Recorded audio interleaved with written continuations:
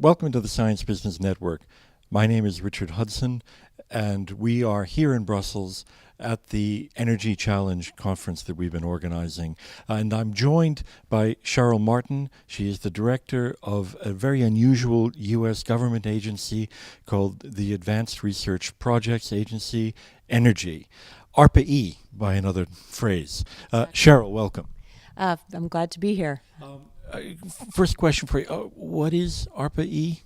Well, ARPA-E, besides being hard to say, so we always use its abbreviation, is a brand new part of the Department of Energy.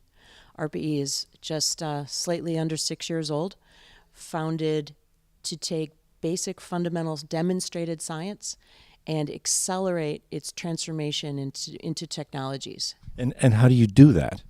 Well, first of all, we get together a lot of really smart people from academia, small business, and large business, bring them together and challenge them with a problem. We try to frame a problem in a new way to bring new eyes to the problem, new disciplines, people who might have never realized they had an answer to an energy problem before, and they join in and they go after a target that we help set. How big is the agency? The agency, about 100 people. We have an annual budget of about $280 million US.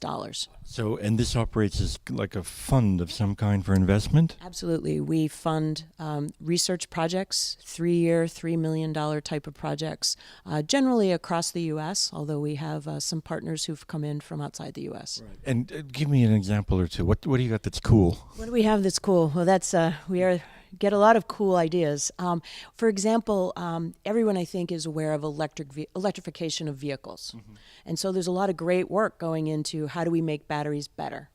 But ARPA-E would take that problem to say, how do we make the electric battery for the vehicle an integral part of the vehicle? Why does it just have to be the battery? Why can't we rethink the battery? You mean like put it in the body or something? Potentially.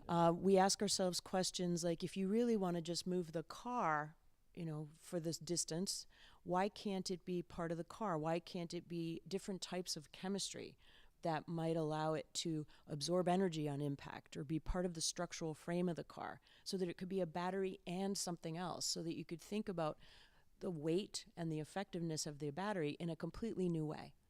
Right. Another idea.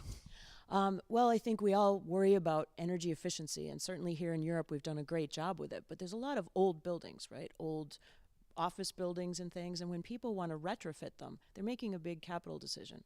And so one of the projects we looked at was basically a backpack with cameras and sensors. Allows you to walk through a building and quickly get basically a blueprint photo, but it's a thermal image.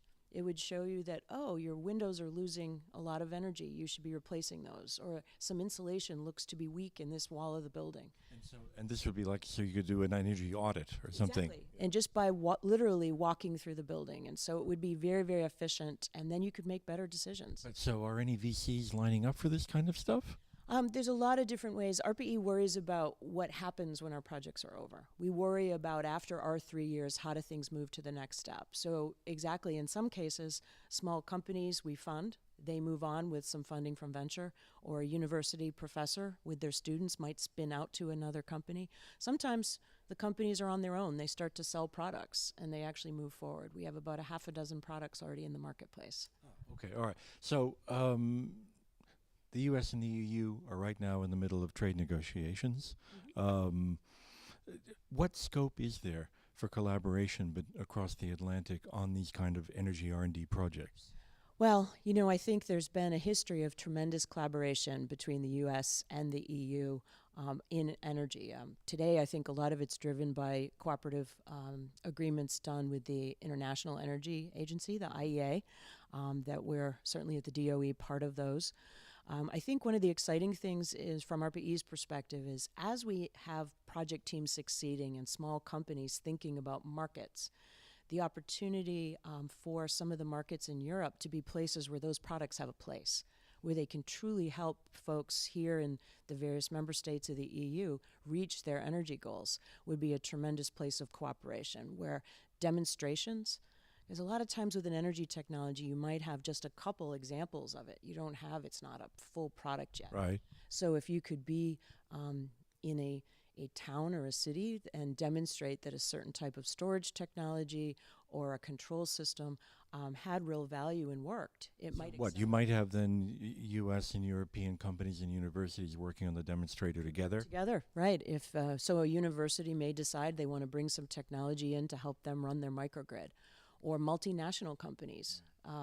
So can you ever imagine? I mean, can you ever imagine that we will get to a point where we have global cooperation on energy R&D?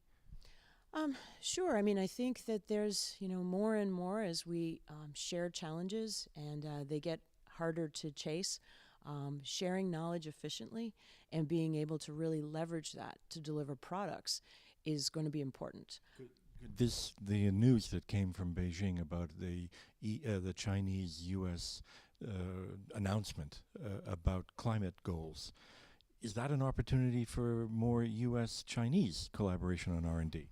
Well, I think, all of these announcements from the EU goals to the specific U.S.-China statement this week are very, very important. It's a historic time where people are looking to set visions for the future. I think that creates opportunity for cooperation at many levels, political policy research.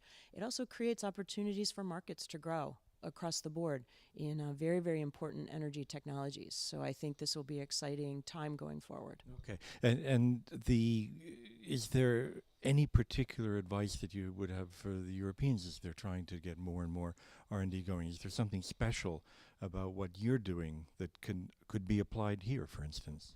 I think what we've seen at ARPA-E that's made a big difference is to have a conversation when we're doing the research about what happens next and engaging the people who ultimately will bring these products to the market in the process of research. I think if we're going to be accelerative, you have to have some of these conversations simultaneously. And so I think we've Don't just drop the grant money and run, as it were. No, exactly, because I think if we just invent things and then go to the market, there's a lot of rework in trying to fix them to make them into products. And you can bring some of that back. It's not impossible that you can do really transformational research at the same time listening to and helping to adjust that to the realities of a market along the way. Makes it much more exciting. Okay. Well, we'll look forward to seeing what happens on that then. Thank you very much for joining us, Cheryl, and thank you for joining us.